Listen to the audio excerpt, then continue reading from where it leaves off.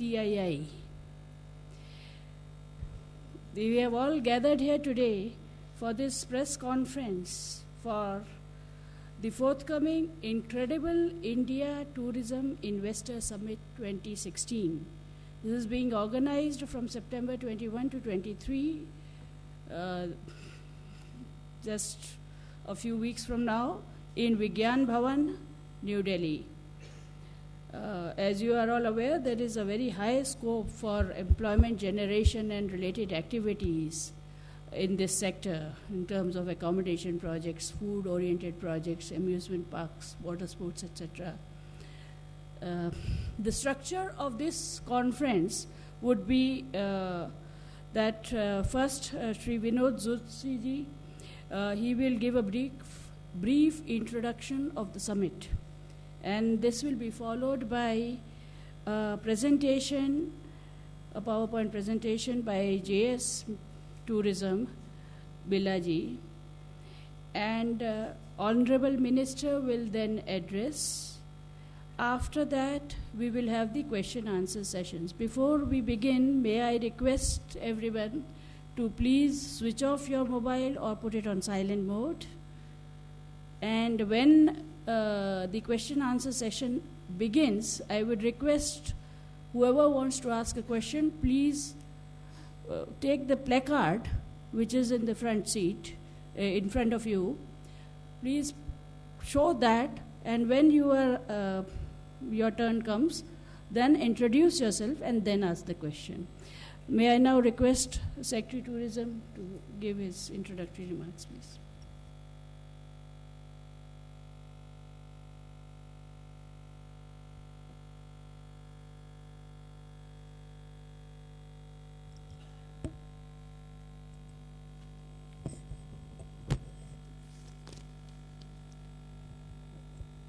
At the outset, I would like to extend a very warm welcome to our Honorable Minister Tourism, to all the media and press fraternity present here. Some of you friends may recall that during the press conference of Bharat Parv, we had given some idea and some glimpse about the forthcoming Tourism Investor Summit, and we had also circulated some of the brochures in that press briefing. Today we are having this curtain raiser, and I would like to first of all give you a snapshot of what exactly is this Tourism Investor Summit, and I would request our media and press friends that we will circulate all the details separately, so you may not like to note the statistics and other figures. The Ministry of Tourism, in association with Tourism Finance Corporation of India and CII, we are organizing the Incredible India Tourism Investor Summit from 21st to 23rd September at Vigyan Bhavan, New Delhi. This summit is the first of its kind. We are bringing a new venture, a new experience, and it's a platform for domestic and international investors to meet project owners from across Indian states and union territories and also the private sector. It's a 3-day event and will showcase the investment opportunities in the tourism sector in India. The main objective, ladies and gentlemen, of the Incredible India Summit is to position the India tourism sector for attracting large investments and presenting to the investors tangible investment-ready projects in different states and UTs of India. It will also provide a global platform for interaction with investors, policymakers, and Indian industry leaders and other stakeholders. As I have mentioned, the CII and the TFCI, they are our principal partners.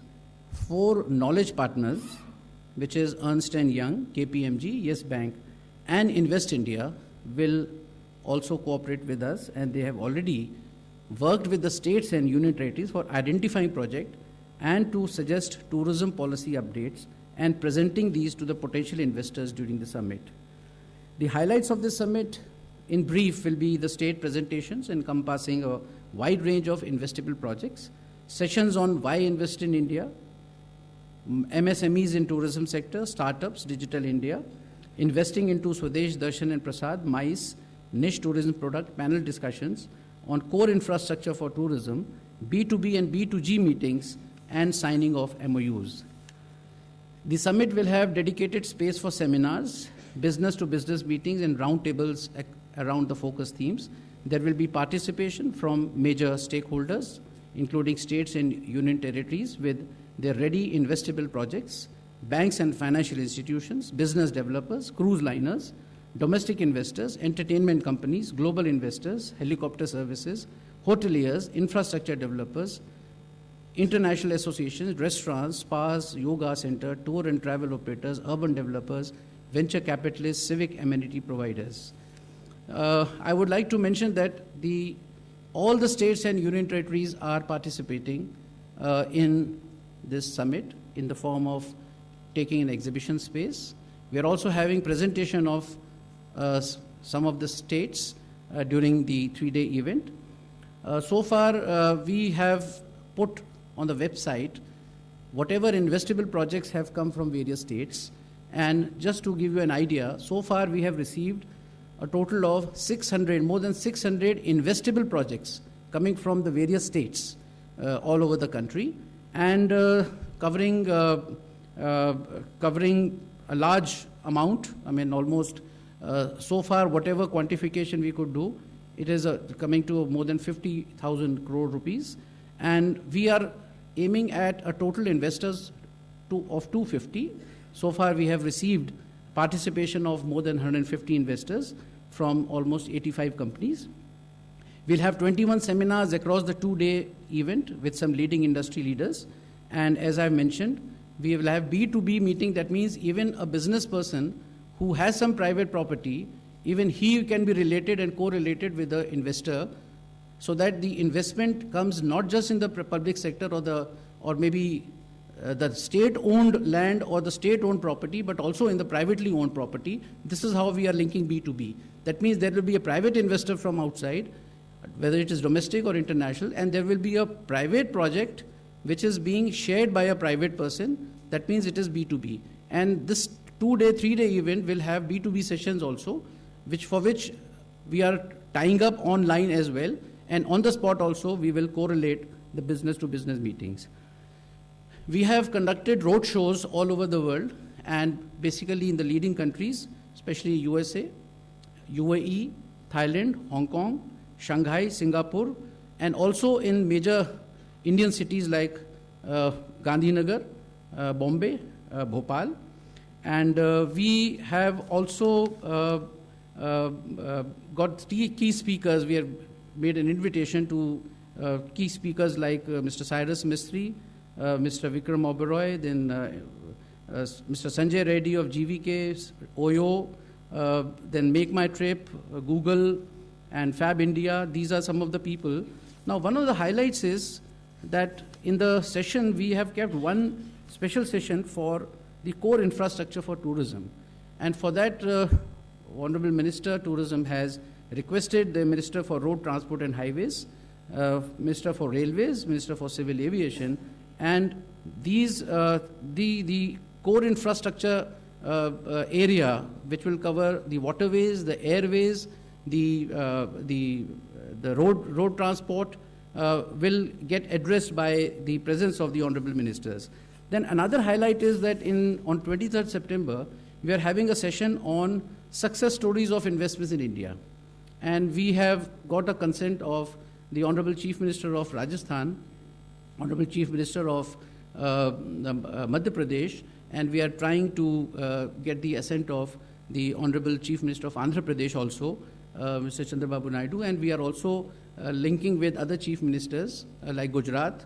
And for that, I had personally met the chief ministers and requested to be in the session on the success stories on investment in India. Basically, when they talk about the success stories, they will talk about what has been done in their respective states. I would also like to mention why we are insisting and why we are into this investors summit at this stage. Very briefly, we are growing at a very fast rate.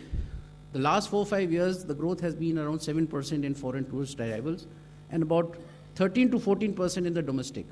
Today, we are going at a rate of 10%, double digit in FTAs, foreign tourist arrivals. And in the domestic, we are going even rather galloping 15 to 20%. Now, we are going very well with the demand side. That means more and more inflows are required. And most of the time, when we talk of projection or maybe promoting tourism, we generally talk of promoting tourism in a way that more and more people come. Now, let me tell you at the same time, when the demand side is developing very well, we have to also cater to the supply side. Now, basically, we have a huge gap in the infrastructure which is required, not just to fill that gap, but also to produce quality products and quality services so that we are able to compete with the entire world. Now, this would require investments in core infrastructure related to tourism. It will require investments related to tourism infrastructure directly. Now, within tourism infrastructure, we are already working on Swadesh Darshan and Prasad. And so far, ladies and gentlemen, in the last 1.5 years, we have already put in and sanctioned projects all over the country on the tourism infrastructure worth about 3,000 crores. Now, once this investment goes, the public investment, that is limited only to the outer infrastructure, the public infrastructure. But with this, we need to trigger private investments also. For example, accommodation is not our domain. Entertainment is not our domain. Adventure sports is not our domain. That is going to be for the private sector. Similarly, core infrastructure also has no longer remained the domain of the government. You have seen that railways, you have the aviation policy has come, then you have waterways, we have cruise liners, all are basically going to be facilitated by the concerned ministries and the government, and the private players will also be able to play a very significant role in terms of PPPs. In fact, in waterways, I would say that except for the basic infrastructure of ports, rest is all private, right from cruise vessels and the kind of the marketing and all that is to be done. So basically, there is a gap, and this gap needs to be filled not just to create more and more supply on the supply side, but also to develop the world-class facilities so that we are able to compete with our neighboring countries and all our competitors. And last but not the least, the employment generation. The more the investments, the more the employment. As you know, in the hotel industry, if you spend 1 lakh of rupees, it creates the maximum kind of employment in terms of the generation of employment. So I would say that the ministry has felt that there has never been a better time to invest in India. And with the growing rate of on the demand supply, more and more people coming into, needing more and more quality, even the domestic tourists now need more and more quality services and better products. The ease of doing business in the states, at the states level also has gone up, and new infrastructure is coming up everywhere, as you know. The FDI is 100% in most of the sectors. It's a more open economy. You have seen how e-tourist visas have been made available to 150 countries. Now, with this kind of, and we are now acting as partners and not regulators, the new tourism policy of the government is also on the anvil. Now, with all these circumstances and the kind of enabling opportunities, ministry thought that this is the right time when we should look into the investments both from the foreign investors as well as from the domestic. As I mentioned, the state governments are going to play a very important role, and also the entire thing of investment opportunities, and this summit is not going to end with the summit. We are creating an investment desk in the ministry with the help of Invest India. Now, basically, the role of Invest India and the Ministry of Tourism through investment desk would be to hold hand right from the awareness stage up to the post-care. And we are also keeping one special session for signing of MOUs. Now, some of the MOUs are on the process of being signed. Some of the MOUs will be signed in the next few days till the time we go to the summit. And some of the MOUs will be actually signed in the summit itself. Now, basically, MOU is just the symbol that we have been able to fructify our efforts and investment. But a lot of things will happen after the summit as well. And if all goes well, we will see at the ministry level, with the blessings of Honorable Minister, that this Investors Tourism Summit should be made as an annual event. And with the investment desk, which is going to be there for all times to come, we will be able to facilitate investments in the tourism sector, which is the need of the hour. Now, I would, in the end, request the media and the press fraternity, as has always been supported, we would request all possible support and cooperation from media and press for this venture, which is the first of its kind. And I'm sure that with your blessings and with your cooperation, we'll be able to do a good job. I now request Mr. Suman Billa, our Joint Secretary Tourism, to make a presentation, a PowerPoint presentation, which will spell out more things in detail. Thank you so much.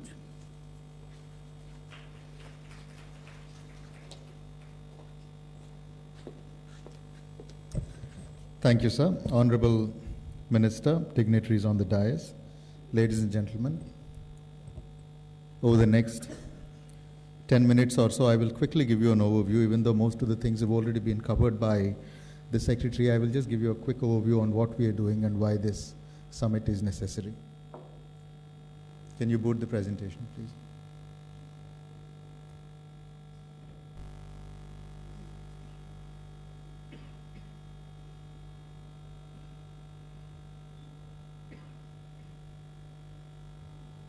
Okay, so here we go.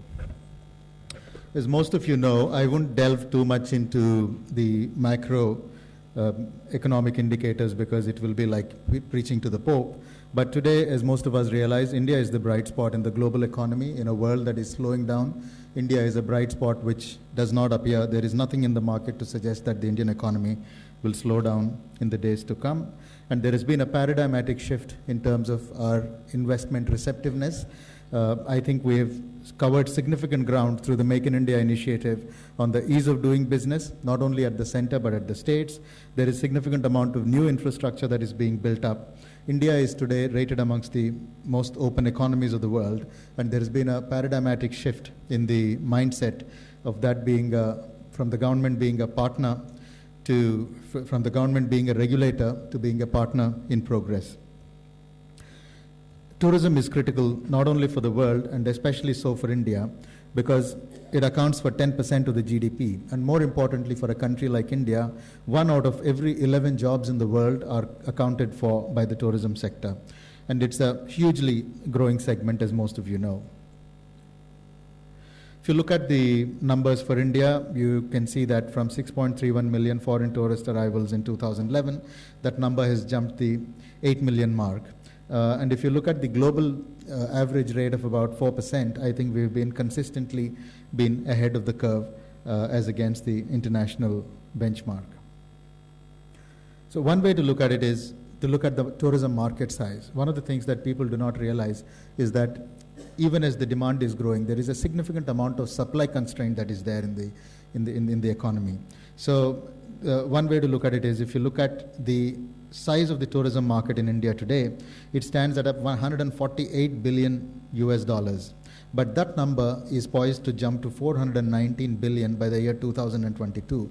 So we're effectively talking in about 6 years' time, there is almost going to be a 3-fold increase in the number. And business spending, again, keeping in line with that, business spending is projected to go up from 19 billion US in 2015 to 41 billion by the year 2026. And similarly, leisure spending, which is a separate segment from business as it were for accounting purposes, will again jump from 93 billion to 208 billion by 2026. So this investor summit is actually an effort to try and catch up with the way the demand is going and be able to put in place a supply system which will allow us to make use of the favorable conditions. And one of the interesting statistics, and I think this really is the hook around which everything hinges, is that even today as we speak, there is an estimated shortfall of 192,000 hotel rooms in this country. We have several of these opportunities. We have long coastline, biogeographic zones. Tourism today contributes to 6.3% of India's GDP. And some of the stellar things that we've done in the recent past is that we've introduced e-tourist visa in November 2014, and even as we speak, we're at 150 countries which have been enabled with electronic visa, which is truly landmark, and no other country in the world has actually been able to do that. And one way to look at this, measure the success is in March 2015, we've had 25,851 people availing of the e-visa, and in March 2016, that number has jumped to 115,000. So essentially, the ease of securing an e-visa has become so good that this is really becoming a game changer and opening up the tourism sector. One of the largest pain points that we have had in the tourism sector was the visa regime, and that has been opened up. We earned 20.24 billion in foreign exchange in the year 2014, and in terms of domestic expenditure, it is estimated at 5.34. All of them are significant numbers. So in terms of opportunities, we're looking at, as the Secretary mentioned, there's a significant amount of public spend that is happening. The Ministry of Tourism itself has invested more than 400 million in developing world-class tourism infrastructure. So hand in hand with the public infrastructure that plays out, you also need private infrastructure to come and be able to plug in to make the economy thrive. So in terms of opportunities, you would be looking at hotel accommodation, homestays, restaurants, souvenir theme parks, etc. This is the list which shows the projects that we've sanctioned, as you can see, across several circuits, eco circuit, coastal circuit, etc. in different states. Even as we speak, we've cleared projects worth 2,900 crores under the Swadesh Darshan and the Prasad scheme. And this is the Prasad scheme, which is the National Mission on Pilgrimage Rejuvenation, where 13 cities have been identified, and they're being taken up for redeveloping them into experiential pilgrimage sites. So in terms of accommodation, as I had mentioned, we're looking at 192,000 hotel rooms of shortage. 100% foreign direct investment is allowed into the hospitality sector. So we're looking at investment into high-end hotels and resorts. You're looking at mid-market budget hotels, heritage hotels, online travel agents, plantation, farm stays, tented accommodations, etc. Two things that are on the anvil. One is that the goods and service tax, which is likely to kick in shortly, will be a game changer. It will improve the tourism competitiveness from an average tax rate of about 28-29%. That rate is likely to jump to 18%, which makes us significantly competitive globally. And we are looking at a FTA target of 1% by 2020 and 2% by 2025, which is the target that our Honorable Minister has given us, and we are keen to ensure that this is met. Medical and wellness, again, there are significant opportunities in hospitals, primary, tertiary healthcare, medical value, travel facilitators, which is the entire spectrum, the chain of facilitators for medical tourism, paramedical services, wellness centers, health resorts, spas, yoga centers, air ambulances, service apartments, and most of you know that 100% FDI is allowed in hospitals, and 100% FDI is also allowed in the Ayush segment. Meetings, incentives, conferences, and exhibitions is again a fast-growing segment. There's a study which says that 52% of all global travel is on account of this segment. So essentially, again, we have any projects which are over 300 crores or USD 45 million are also categorized under infrastructure status, and you've got, in terms of opportunities, convention centers, exhibition infrastructure, hotels, and professional conference organizers. Coastal tourism, again, essentially hinges on two things, landmark things that we're working on. The first is the possible amendment to the coastal regulatory zone, which enable a more open regime for development of the coastal areas for tourism purposes. And the second is that we're working towards opening up uninhabited islands that India owns across different territories that it has. And in terms of opportunities, you're looking at resorts, hotels, spa, water sports, adventure activities, seaplanes, oceanariums, cruise boats, flotels, etc. It's an endless opportunity list. Cruise is another area that we are working on very strongly. There has been a task force which has been set up, and this task force has significantly been able to streamline procedures and processes, as a part of which cabotage laws have been waived now. The port of call procedures have been simplified. Port charges have been rationalized, and we will rationalize them further to make them in line with the most competitive pricing around the world. And we have inland waterways are again being taken up for specialized investment. So in terms of opportunities, you have cruise line operations, you've got, we want home porting facility because that's where the economy really is benefited. Passenger terminals, river cruise operations, coastal shipping operations, so on and so forth. Adventure tourism is again one of the big pieces that we've apparently missed out on. 73% of the Himalayas is in India, and 7,500 kilometers of coastline, and we have several rivers. But this is a piece that we need to put in place. So in terms of opportunities, you have amusement and water parks, paragliding, river rafting. Almost all of the activities that are amenable to adventure tourism are open. Golf is again, India has 220 golf courses. Several of them are world class. The Ministry of Tourism offers 20% viability gap funding for development of new courses. So in terms of opportunities, you're looking at developing new courses, golf resorts, training and coaching facilities, wellness centers, pro shops, and golf tour operations.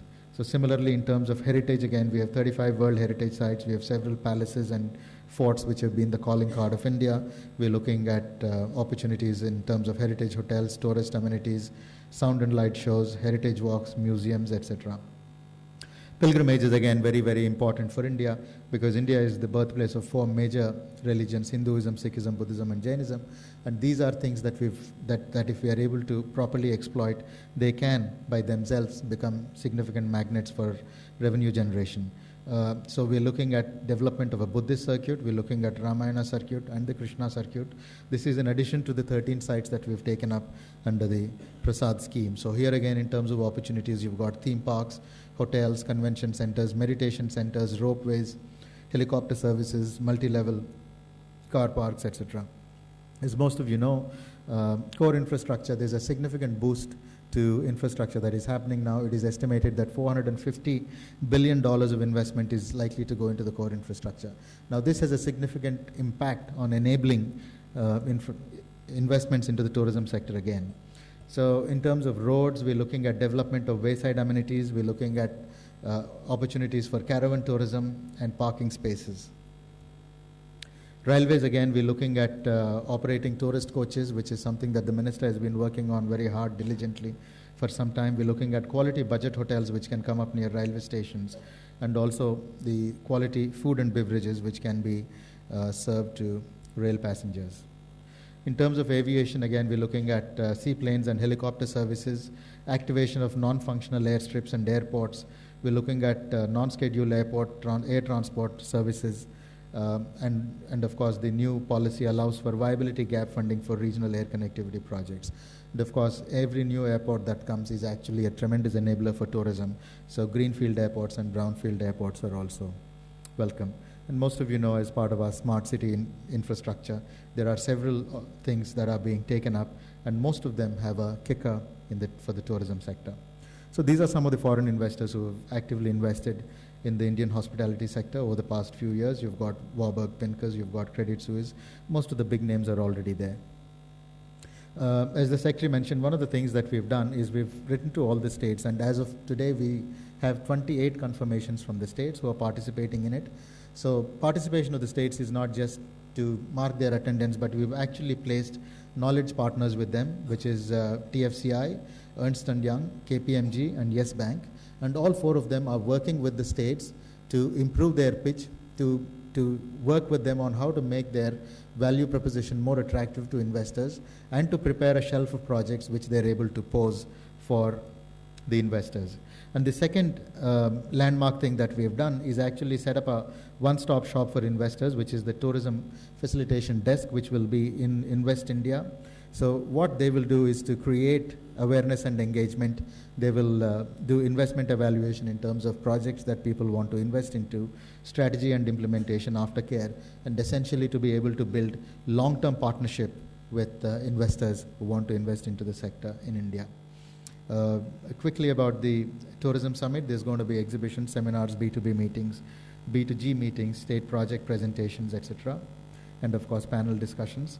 And the intent is to create world-class infrastructure, great last-mile connectivity, increase in room supply, and creating a platform for ready and investable projects across India.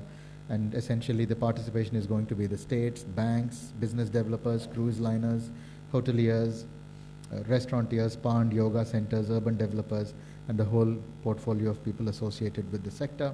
And the idea, as I've said, is to showcase a bouquet of tangible projects which through an MOU will catalyze into strong B2B and B2G linkages. These are some of the roadshows that we've done: Thailand, in Bangkok, Singapore. In USA, we've done New York and San Francisco, Shanghai in China, Dubai, and Doha in Qatar.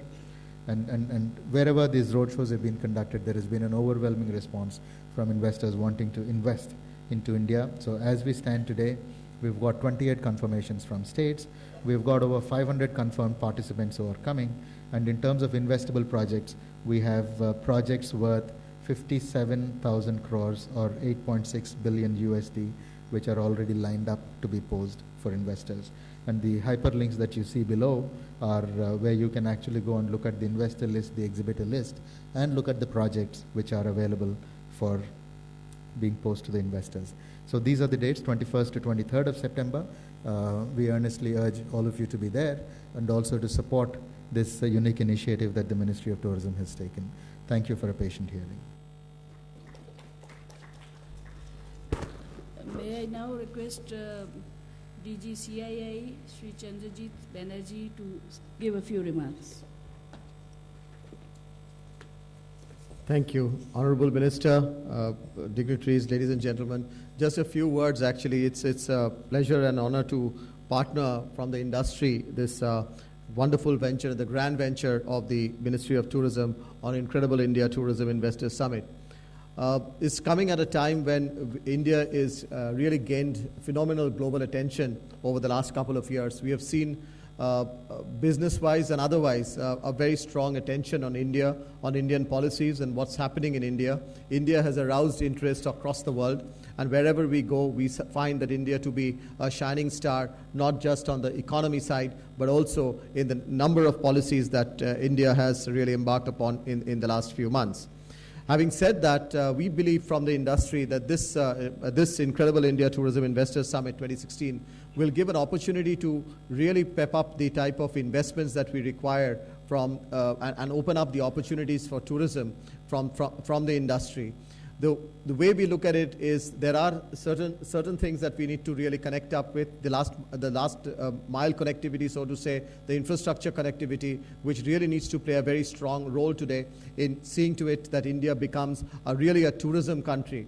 A tourism culture. This is a second area that we would like to see, and we do expect that this summit will spark off the type of culture that we have been talking about to bring into India a complete tourism culture, which really not only helps and facilitates the industry to invest, but also a large number of tourists to really actually come in both from within the country and from outside. We really look at this to be a generator for the economy. Once again, we feel that tourism can play a huge role in bringing the economy center stage by really propelling the economy in a very strong way.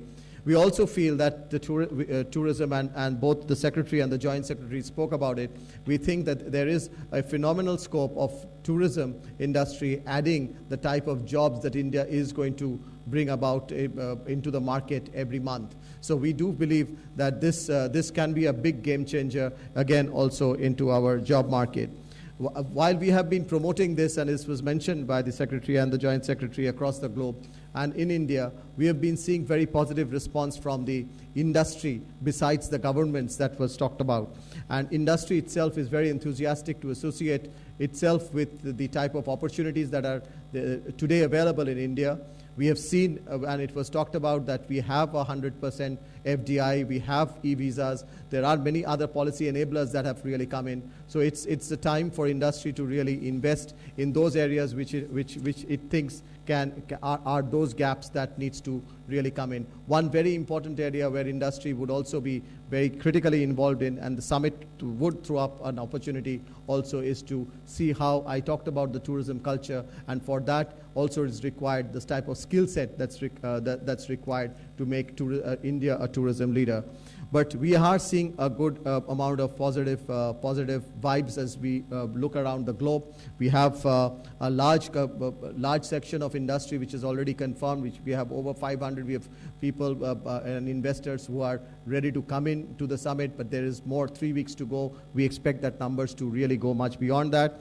We have many international investors which have confirmed participation, like Marriott or Costa Group or the Onyx Hospitality from Thailand, the Royal Caribbean Cruise, the Qatar Airways, Etihad, Board of Investments from Thailand, and so on and so forth. So there are foreign investors who are really seriously interested in coming in with proposals are quite many.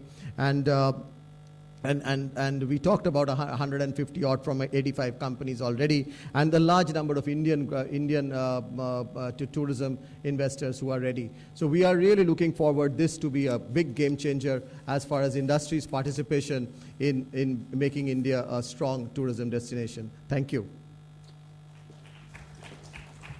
May I now request the Honorable Minister for Tourism and Culture, Dr. Mahesh Sharma.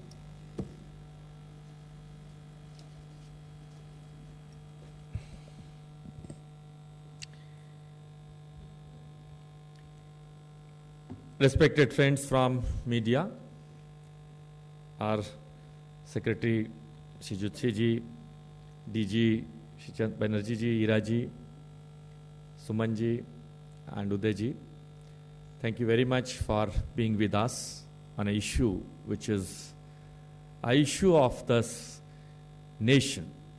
Now, tourism is our strength, and our great Prime Minister has always, whether it is from the fortress of the Red Fort or from the Medicine Square, he has always spoken of the strength of tourism as an employment generator, as an economic pillar, as in women empowerment, and as a mode of taking rich heritage and culture of this nation to the corners of the world. It's a matter of pride for us to have this. I'll not repeat the details, what has been already spoken, and you'll get a document in the form of the complete data shortly. Within few minutes, I'll sum up, and we'll wait for some of your questions from you. We have initiated this summit that it's a high time that perception of India as a tourist destination of choice and must-visit destination is at peak. Hope you will appreciate this, that tourism is always by perception. That country is the most beautiful, that country is great, there is rich heritage, culture, and everything. We feel proud in saying that India has everything. Hindustan के पास वो सब कुछ है जो एक पर्यटक friendly देश के पास होना चाहिए. रिच हेरिटेज कल्चर है हमारे पास, और आज पूरे विश्व के लोगों में, एक वर्ल्ड डायस्पोरा में भारत को एक पर्यटक मित्र देश के रूप में, एक ऐसे देश के रूप में जहां सब कुछ है, साल भर का पर्यटन है, सीजनल पर्यटन नहीं है. हिमालय भी है, वाइल्ड लाइफ भी है, कोस्टल बेल्ट भी है, रिच हेरिटेज कल्चर भी है, माइस भी है, गोल्फ भी है, वाइल्ड डेजर्ट भी है, सब कुछ है. और एक ऐसी डेस्टिनेशन के बारे में भारत सरकार और पर्यटन मंत्रालय बहुत तेजी से, हमारे प्रधानमंत्री जी के सानिध्य में हम लोग लगे हुए हैं कि भारत पर्यटन की दृष्टि से एक ऐसा देश बने जहां इंफ्रास्ट्रक्चर की दृष्टि से, अन्य सुविधाओं की दृष्टि से, एंड टू एंड टूरिज्म जिसकी हम बात कर रहे हैं, और विभिन्न मंत्रालयों के साथ लेकर. अभी रेलवे मंत्रालय के साथ हम लोगों ने आज से 4 दिन पहले ही बात की है, और अब भी वो रहने वाले हैं, जिसमें एक हर टूरिस्ट बाउंड डेस्टिनेशन के लिए एक आदर्श रेलवे स्टेशन हो, एक स्पेशली टूरिस्ट कोच हो जिसमें हमारे खास तौर पर विदेशी पर्यटकों के लिए दिक्कत ना हो. हमने अपने सभी 125 मॉन्यूमेंट्स को आदर्श मॉन्यूमेंट घोषित कर वहां पर ई टिकटिंग शुरू करी है. वहां पर स्वच्छता, सफाई, सुरक्षा के सभी साधन उपलब्ध कराए हैं. वाईफाई की सुविधा बहुत सारे संस्थानों में हो चुकी है, बाकी अभी प्रगति पर है.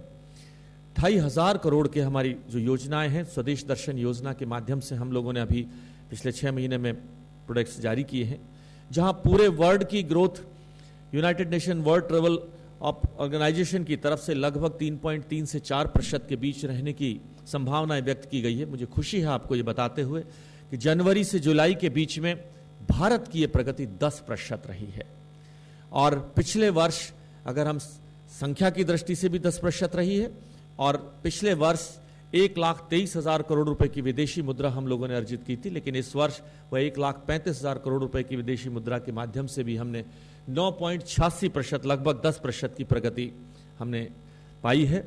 ये भारत के लिए सम्मान की बात है. भारत का परसेप्शन विश्व के लोगों में बढ़ा है. मुझे खुशी है ये बताते हुए भी कि माननीय प्रधानमंत्री जी जिस देश के अंदर उन्होंने विजिट किया है, सिर्फ रशिया को अगर हम छोड़ दें जहां से टोटल आउटबाउंड टूरिज्म के अंदर एक गिरावट आई है, सभी में लगभग 5% से 40% तक की बढ़ोतरी हुई है. आज जरूरत है, आज भी देश के अंदर 1,90,000 होटल के कमरों की जरूरत है. आज भी लार्ज रेवेन्यू जनरेशन प्रोजेक्ट्स की अभी हमें जरूरत है. आज भी water parks, theme based parks की अभी हमें ज़रूरत है। इंफ्रास्ट्रक्चर की दृष्टि से भी बहुत कुछ करने की अभी ज़रूरत है। भारत सरकार ने इस बार अपनी दोनों महत्वाकांक्षी योजनाओं हृदय और स्वदेश दर्शन के माध्यम से मैंने बताया कि करीबन 2500 करोड़ रुपए के प्रोजेक्ट्स सारे राज्यों के साथ मिलकर सैंक्शन किए हैं। जो आगामी 21 से 23 तारीख को जो हमारी टूरिस्ट मीट, हमारी इन्वेस्टर समिट होने जा रही है, उसमें सभी पूरे देश के सभी यूटीज और राज्यों ने लगभग अपनी सहमति सिवाय 2-3 के छोड़कर, वह भी मुझे उम्मीद है उस तारीख तक उनकी सहमति भी आ जाएगी। 600 पार्टिसिपेंट्स ने अपनी 600 प्रोजेक्ट्स हमारे ऐसे आ गए हैं जिन पर इन्वेस्टमेंट के लिए सभी प्रदेशों से प्रोजेक्ट्स आ चुके हैं। 144 के करीबन इन्वेस्टर्स ने अपनी सहमति अभी तक दी है। उम्मीद है कि तारीख पास आते हुए और बढ़ेगा। मैं इन्हीं शब्दों के साथ आप सबसे भी सहयोग की अपेक्षा करता हूं कि हम सब लोग मिलकर भारत को एक पर्यटक फ्रेंडली दोस्त बनाएं, एक देश बनाएं और भारत के बारे में जो लोगों की परसेप्शन है उसमें बढ़ोतरी हुई है। आप सब लोगों का सहयोग भी उसमें अपेक्षित है और मुझे विश्वास है कि लगभग 50,000 करोड़ रुपए की इन्वेस्टमेंट हम इस समिट के माध्यम से अपने आने वाले इस 21 और 23 तारीख को होने वाले इस इन्वेस्टर समिट के माध्यम से प्राप्त कर पाएंगे और पर्यटन को एक नई भाषा के साथ परिभाषित करने का जो भारत सरकार का माननीय प्रधानमंत्री जी का जो सपना है, उस सबको हम सब लोग मिलकर पूरा करेंगे। 100% FDI आप सभी जानते हैं होटल इंडस्ट्री के अंदर आ चुकी है और सिविल एविएशन पॉलिसी हमारी वास्तव में एक पाथ ब्रेकर रही है, जहां लगभग 60 के करीबन हवाई अड्डे कनेक्टिविटी को बढ़ाएंगे। हेलीकॉप्टर्स, पवनहंस के माध्यम से हम अपने नॉर्थ ईस्ट स्टेट के पर्यटन को नई दिशा में परिभाषित करने जा रहे हैं और खास तौर पर इंफ्रास्ट्रक्चर की दृष्टि से भी वहाँ नई विकास का रास्ता खोला जाएगा। मैं इन्हीं शब्दों के साथ आप सबका पुनः धन्यवाद देता हूँ और इस समिट के लिए आपके सहयोग की अपेक्षा करता हूँ।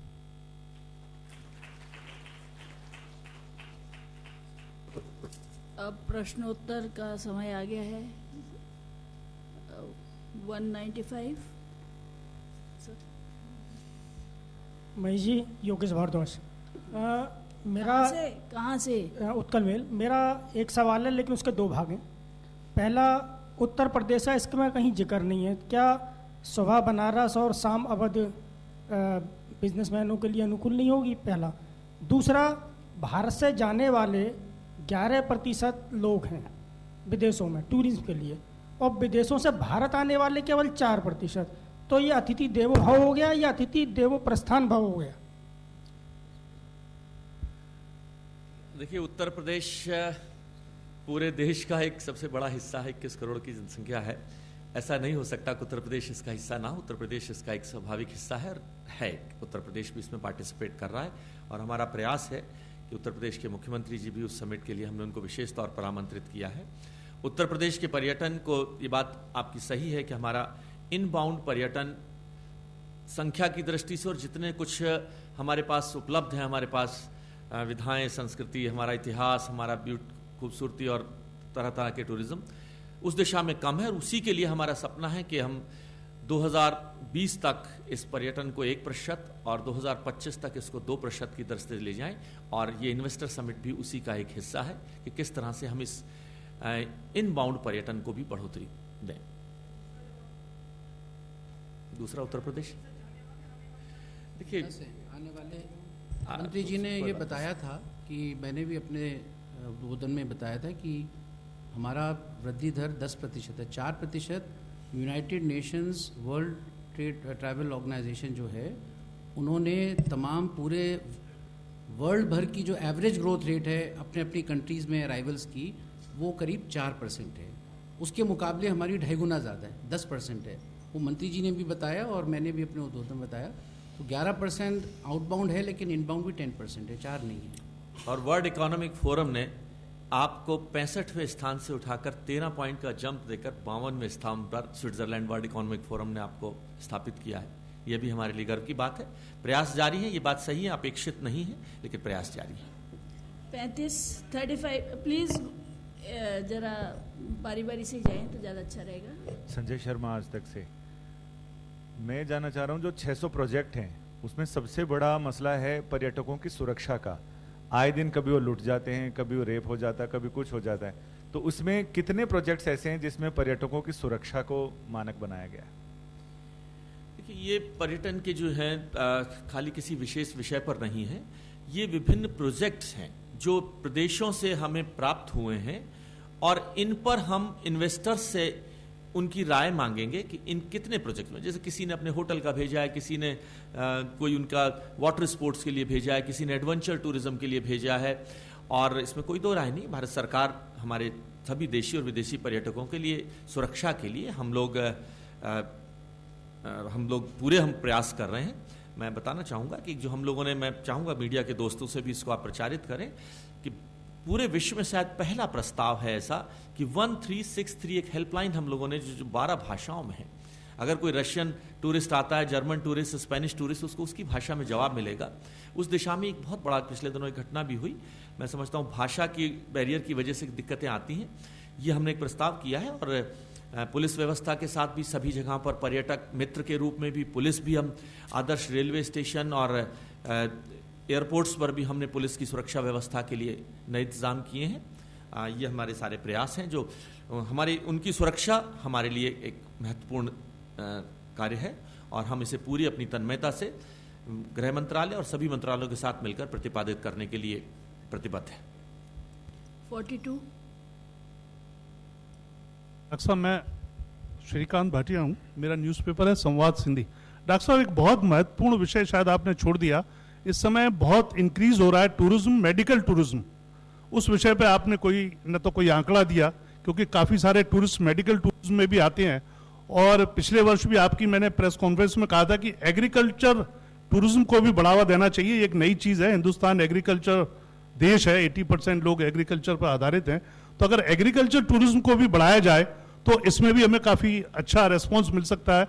और मेडिकल टूरिज्म, आपने कहीं इन्वेस्टमेंट सबमिट में मेडिकल टूरिज्म का कोई जिक्र नहीं। धन्यवाद। ये बात सही है कि बात छूट गई, लेकिन मैं बता दूं, भारत सरकार ने, पर्यटन मंत्रालय ने national medical and wellness tourism board इसके लिए स्थापित किया है। और मुझे खुशी है ये बताते हुए कि भारत के अंदर मेडिकल टूरिज्म की दृष्टि से लगभग 23 से 27% की प्रगति हुई है और भारत के पास मेडिकल टूरिज्म का एक बहुत बड़ा स्तंभ है। वर्ल्ड क्लास हमारे पास डॉक्टर्स हैं, वर्ल्ड क्लास हॉस्पिटल्स हैं, world class nursing and paramedical सेवाएं हैं, कनेक्टिविटी है। इस दिशा में ये बात सही है कि संगठित रूप से कार्य नहीं हुआ। इसमें हम जो हमारे विदेशी मेडिकल टूरिज्म के नाम पर आना चाहते हैं, उसको हम एक पोर्टल बनाया है जिसमें सभी हमारे जो ऐसे अस्पताल हैं जो मेडिकल टूरिज्म की सेवाएं देना चाहते हैं, उनके रेट्स, उनकी सुविधाएं, उनका एक्रेडिटेशन, इन सभी दिशा में भारत सरकार प्रयासरत है। और एग्रीकल्चर टूरिज्म के मामले में बताया कि अभी हम लोगों ने एक विशेष सेमिनार भी, मुझे सेक्रेटरी महोदय ने बताया, इस पर करने जा रहे हैं। रूरल टूरिज्म और एग्रीकल्चर टूरिज्म, आपका सुझाव अच्छा है, इसको भी हम लोग इसमें सम्मान करें। 181. Hi, Mr. Zustri. This is Sumit from ET Now this side. I would like to ask you, you spoke about the MOUs. I would like to know which areas these MOUs would be signed, and can you give us how much investment you plan to bring these through these MOUs?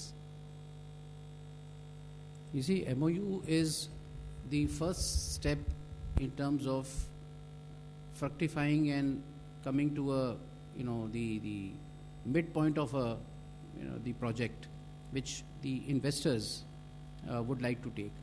Now, we have been in touch with all the states. All those investable projects which have been put on the website, the B2G discussions are already going on. We have all disseminated the addresses of the investors and the states who are having these investable projects. Now those discussions are going on and will continue for the next fortnight as well, and that will culminate into signing of the MOUs on the D-Day. Now different states are making, like I was in Gujarat, they are all almost ready with about 30-40 MOU projects. Similarly, they are all tourism projects. It could be small budget hotels, it could be entertainment, it could be a water park, it could be some other kind of tourism project. And similarly, Rajasthan, when I went there, they have mentioned that almost 1,000 crores worth of investment MOUs are ready with us, and they are going to sign to the extent of about 50 or 60. Now this is what is going to happen with all the states, and they are going to be placed on the table or in the special session that we have organized for MOUs. Now they cover the entire gamut of the tourism, projects. Now basically in the projects that they have mentioned, they have also written that the land is available and what is the policy. Number two, we are also going to give a compendium of all the policies of all the state governments, whether they are tourism policy as their name is, or maybe in terms of the investment guidelines and the kind of incentives that they are providing to the industry. Now those we'll cull out and prepare a compendium to be given to the investors also in a pen drive, so that they would also know which state they should invest in. So this is the kind of thing we are going ahead with. 79 please.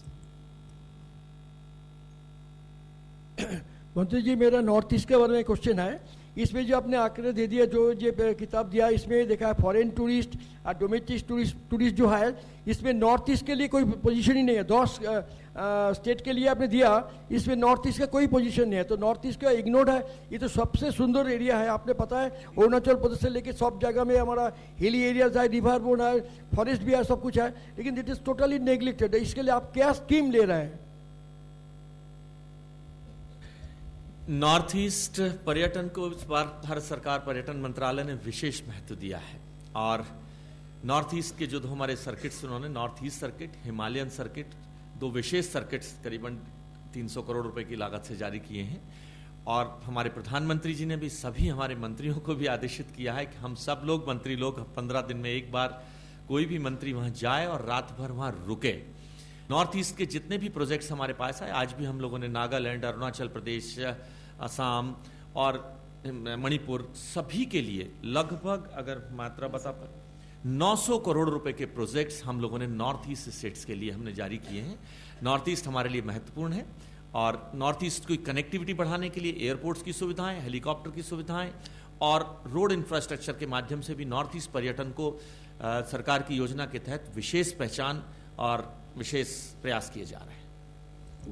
मैं इस संबंध में थोड़ा सा अतिरिक्त सूचना देना चाहूँगा.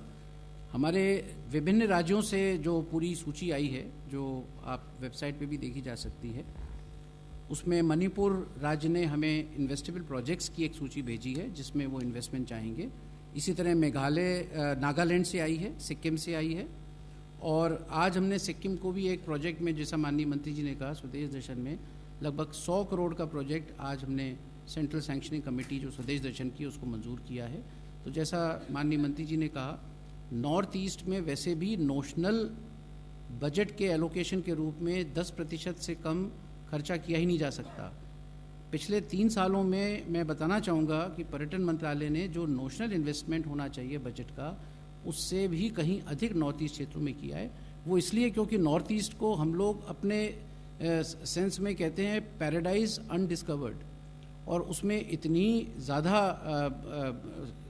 चांसेस हैं और इतने ज़्यादा संभावनाएं हैं वहाँ पर्यटन की, इंफ्रास्ट्रक्चर की, और जो कनेक्टिविटी है उसमें ही कुछ समस्या आती है जिसकी वजह से लोग नहीं पहुँच रहे. एक बार कनेक्टिविटी स्थापित हो गई, जैसा कि हो भी रहा है, सिक्किम में एक नया एयरपोर्ट बनने की बात चल रही है, इसी तरह तमाम और भी जो रोड्स हैं उनका भी कंस्ट्रक्शन हो रहा है. तो नॉर्थ ईस्ट में जो पोटेंशियल है वो मैं समझता हूँ कि काफ़ी अन्य क्षेत्रों में नहीं है. And we have the future belongs to north east, that I can say as far as tourism is concern. जी, काजीरंगा, जी जी, काजीरंगा बहुत शानदार जगह है, और उसके लिए हम लोग पूरा प्रमोशन में भी we are doing our best for Kaziranga. It is one of the wildlife का. और एक असम सरकार जो है वो इको सर्किट के तहत काजीरंगा जो सेंचुरी है उसके लिए एक प्रोजेक्ट स्वदेश दर्शन में ला रही है, जो शीघ्र ही कॉन्सेप्ट हमारे सामने आ गया है और फाइनल जो DPR है वो शीघ्र आएगी और हम उसके लिए प्रोजेक्ट सैंक्शन करेंगे. Thank you. महेश जी, 178. महेश जी, आपने अभी बताया कि 10% अपना इंट्रोडक्शन प्लीज. मैं प्रदीप कुमार, फाइनेंशियल जर्नलिस्ट. आपने अभी बताया 10% tourist already, foreign tourist already मतलब हमारे देश में आ चुके. तो मैं ये मानने जाऊं कि जो 10% ग्रोथ हुई है मैं यही कह रहा हूँ 10% ग्रोथ. तो मैं ये मानने जा रहा हूँ कि ये थाईलैंड में, मॉरिशस में और आपका सिंगापुर, बाकी जो ईस्ट एशिया कंट्रीज में जो लोग मतलब हमारे देश के ऊपर से चले जाते पोटेंशियल टूरिस्ट है, उसको आप बुला सकते हैं. 1% भी हमारा देश में भी आ जाए उन देशों की टूरिस्ट पोटेंशियल से, तो भी हमारा 10% जो आपने अनाउंस किए उससे ज़्यादा ही होंगे. Could it be possible in your tenure? Definitely we are exploring all possibilities that how can we increase this share of our India when we have everything. Likewise, like we have given a special circuit, Buddhist circuit, where we have given special connectivity to Thailand and Buddhist states, Japan and all those places, and we are taking all precautions and all measures that including medical tourism. Medical tourism, Singapore, Thailand have a big share. We are trying to get our share out of that, and we are taking all measures that how can we increase. Good suggestion that yes, if we can add 1%, 2%, whatever, that will be an additional. But we feel proud that when internationally this share has been about 4%, this growth share, India has shown a growth of 10%, which is a matter of pride for us. 33. Sir Sameer Dixit ji business से मेरे दो सवाल है sir. Kashmir एक बहुत important destination है tourism के लिहाज से, और पिछले एक लंबे समय से जो अनरेस्ट रहा है, ऐसे में इन्वेस्टर्स समिट आप कर रहे हैं, तो इन्वेस्टर्स को उसको उस माहौल को देखते हुए आप भरोसा कैसे बरकरार रखेंगे, और ख़ासकर इस समय आपने कोई विशेष गाइडलाइंस भी जारी करी हैं कश्मीर को लेकर, जो मौजूदा पर्यटक हैं उनको उस सिचुएशन से बचने के लिए. दूसरा सवाल यह है कि आप सर इन्वेस्टर समिट करने वाले हैं, बेहतर होता कि अगर आप टूरिज्म पॉलिसी अगर पहले से लेकर आते या एक सही उससे दिशा मिल पाती, तो टूरिज्म पॉलिसी को लेकर करंट स्टेटस क्या है और जो दिक्कतें हैं आप उनको किस हद तक दूर कर पाए हैं? ये मैं मानता हूं कि टूरिज्म पॉलिसी जारी करने में थोड़ी देरी हुई, और वर्तमान के अंदर टूरिज्म पॉलिसी बिल्कुल लगभग तैयार बैठी है. उसमें कुछ सिविल एविएशन पॉलिसी हम चाहते थे पहले आ जाए, उसके बाद टूरिज्म पॉलिसी आए, क्योंकि वो भी उसका एक अंग है. कश्मीर के बारे में बताया, कश्मीर भारत का एक अभिन्न अंग है. इंसर्जेंसी के कारण कुछ दिक्कतें वहाँ ज़रूर आ रही हैं, लेकिन अगर मैं अभी भी पिछले दिनों सब राजनीतिक पार्टियों और इस तरह की मीटिंग सब ने चाहा कि वहाँ के 95% लोग, वहाँ के मुख्यमंत्री से लेकर सभी निकाय लोग चाहते हैं कि शांति हो वहाँ पर. और मैं समझता हूँ कि कश्मीर के लिए खास तौर पर 500 करोड़ के विशेष प्रोजेक्ट पर्यटन की दृष्टि से वहाँ दिए गए हैं. वहाँ के होटल्स को, वहाँ के गुलमर्ग स्थित होटल को, उनको डिसइन्वेस्ट कर उनको नई स्थिति के अंदर लाने के लिए. और पर्यटन वहाँ का एक स्तंभ है, पर्यटन वहाँ का एक एम्प्लॉयमेंट जनरेटर है. वहाँ कुछ कारणों से वहाँ पर इंसर्जेंसी में सुधार नहीं हो पा रहा है, लेकिन ऐसा नहीं है कि उसके बावजूद भी भारत में मुझे खुशी है, इस सब घटनाओं के बावजूद भी भारत में पर्यटकों की संख्या में बढ़ोतरी हुई है. ये हम सब लोगों के लिए खुशी की बात है. 72. Vivek Sethi, I'm representing a magazine by name of Travel Heights, highlighting the need to better the quality of investor brochures. I have two small questions to the minister. Sir, in the list of ministries that you have mentioned, I guess you've missed out on the Ministry of Finance. There is still need for the Minister of Finance to come, talk of the futuristic reforms, especially in hospitality. The Indians and the overseas investors would be little unnerved by the implications in terms of compliance of GST. My second question to you is, sir, even a private company is using our Prime Minister as a brand ambassador to roll out their telecom services. Why haven't you used the PMO, especially when you see he's been very effective getting the foreign investors and tourists wherever he has visited? मैं आपके पहले सवाल को ही बात मान लेता हूं कि लक्ष्मी देवी के बिना कुछ नहीं होता, और हमने फाइनेंस मिनिस्ट्री से ही ये समिट हमारी इनॉग्रेट होगी. आपकी बात में सहमति है, लेकिन बाकी जैसे रेलवे मंत्रालय है, सिविल एविएशन मिनिस्टर हैं, हमारे रोड एंड इंफ्रास्ट्रक्चर मिनिस्टर हैं, वो सब लोगों की सहभागिता भी होगी. लेकिन इस इन्वेस्टर समिट की उद्घाटन ही माननीय वित्त मंत्री अरुण जेटली जी करेंगे. 108. शील वकील समाचारपुर से. पहला ये मेरा क्वेश्चन है कि जैसे जोशी जी ने बोला कि chief minister of Rajasthan, Madhya Pradesh, Gujarat and Andhra Pradesh have been approached. It seems impartiality. और दूसरा क्वेश्चन मेरा है, हिमाचल, J&K, उत्तराखंड जैसे स्टेटों में बहुत सारे कम इन्वेस्टर्स हैं जो जाना चाहते हैं, क्या उनके स्टेट्स के लिए आप कोई इन्वेस्टर्स को कोई सब्सिडी प्रोवाइड करते हैं या अनाउंस कर लेंगे subsidy? We have invited everyone. We have written letters to all the state governments, and the names of the chief ministers which I mentioned, which have been put in the sessions, are those chief ministers who have given their consent. We have also kept state-wise presentations in the two-day event, whereas at least dozen states will make their presentation on the 2 days, and during the presentation it will be totally their show. The state government can get their chief minister, they can get their tourism minister, maybe the secretary, and the session which I was talking about is a special session on those success stories in investment in India. That number will go up as and when we approach the summit. Today we have got the consent of 3 chief ministers. It is likely that Gujarat chief minister and others may also confirm, and we are going in the direction of meeting and calling on all the chief ministers who would like to come for this summit. 177. मैं SM Asif editor in दिनों। मेरा सवाल आपसे है कि प्रधानमंत्री ने एक सूफी कॉन्फ्रेंस दिल्ली में की थी। भारतवर्ष सूफियों का देश है। यहाँ पर अजमेर, निज़ामुद्दीन और कई ऐसी दरगाहें मौजूद हैं जो टूरिज्म का हब बन सकती है। तो हमारा ये कहना है कि आपने इतनी स्कीमें तो बताई, इस सूफीज़म पर जो भारतवर्ष पूरे दुनिया में मशहूर है, उस पर आपने क्या काम किया? स्पिरिचुअल सर्किट के माध्यम से सूफी टूरिज्म, ये बात सही है कि हमारी ताकत है, हमारी पहचान भी है, और सूफी टूरिज्म को हम लोगों ने स्पिरिचुअल सर्किट का हिस्सा बनाया है। मैं इतना सा और ऐड करना चाहूँगा, दिल्ली सरकार जो स्वदेश दर्शन में प्रोजेक्ट्स ला रही है, उसमें एक स्पिरिचुअल सर्किट के तहत एक सूफी सर्किट सब सर्किट के रूप में वो उसकी प्रोजेक्ट रिपोर्ट तैयार हो रही है। जैसे वो आएगी तो हम उसको स्वदेश दर्शन में सैंक्शन करेंगे, दिल्ली गवर्नमेंट।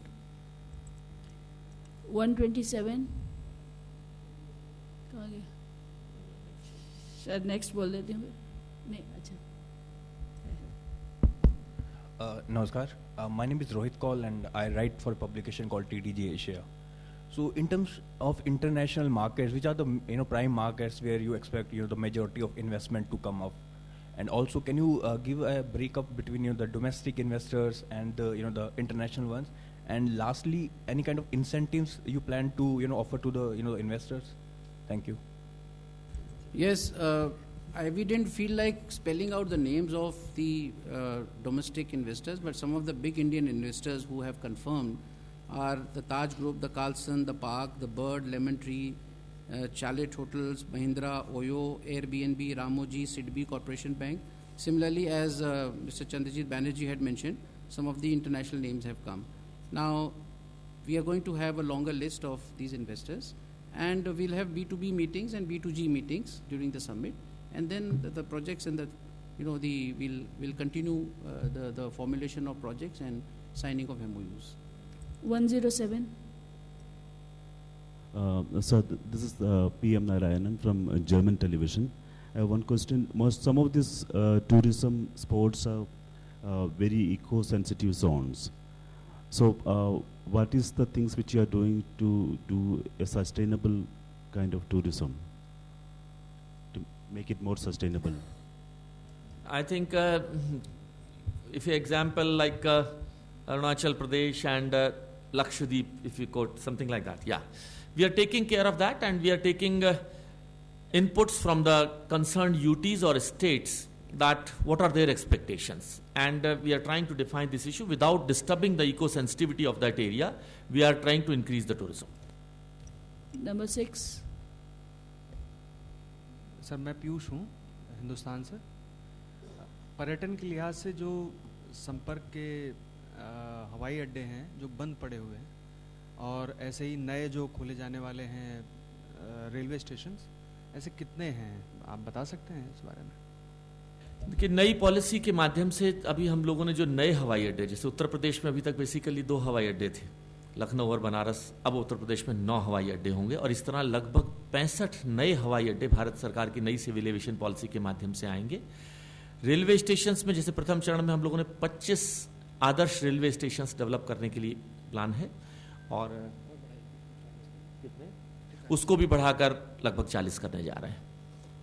कुछ और सवाल जो रह जाएंगे अभी लोग चाय पे लेंगे, हम लोग जवाब देंगे। बस लास्ट 2 सवाल sir. 138 sir, Sanjay Sharma India news से बोल रहा हूँ। सर, आप ही ने कहा कि जिन देशों में प्रधानमंत्री जी जाते हैं वहां से भारत में आने वाले पर्यटकों की संख्या बढ़ जाती है। आपने विचार नहीं किया कभी कि प्रधानमंत्री जी को ब्रांड एम्बेसडर बनाया जाना चाहिए मंत्रालय का? नंबर 1। नंबर 2, आपने जो टूरिज्म इन्वेस्टर्स समिट बुलाई है, इसमें क्या प्रधानमंत्री जी को बुलाया आपने? देखिए, ये एक डाटा था जो हमने आपके सामने प्रस्तुत किया। खुशी का मौका था कि जहां जहां प्रधानमंत्री जी गए वो डाटा हमने आपके सामने प्रस्तुत किया है। भारत की पहचान के रूप में हमारे प्रधानमंत्री जी हैं और यह हमारे लिए गर्व की बात है कि देश को एक ऐसा प्रधानमंत्री मिला है जिसने भारत का परसेप्शन, मैंने कहा ना, टूरिज्म इज बाय परसेप्शन, कि वो देश खूबसूरत है, वो देश अच्छा है, सुंदर है, और उस सभी के अंदर एक गुणात्मक परिवर्तन पिछले 2 वर्षों में आया है। वो हमारे स्वाभाविक रूप से हमारे लीडर हैं और भारत की पहचान के प्रतीक हैं। Last question, number 23. Sir, I'm Krishna Kumar. I write for a travel magazine. My question is, what's the profile of these investors, foreign investors whom you are expecting at this investors meet? And one more question, because most of the preparation, the road shows you have mentioned, and most of these road shows have been done in the last 1 month. Foreign investors, major investors take no decision to participate in major shows, investment shows.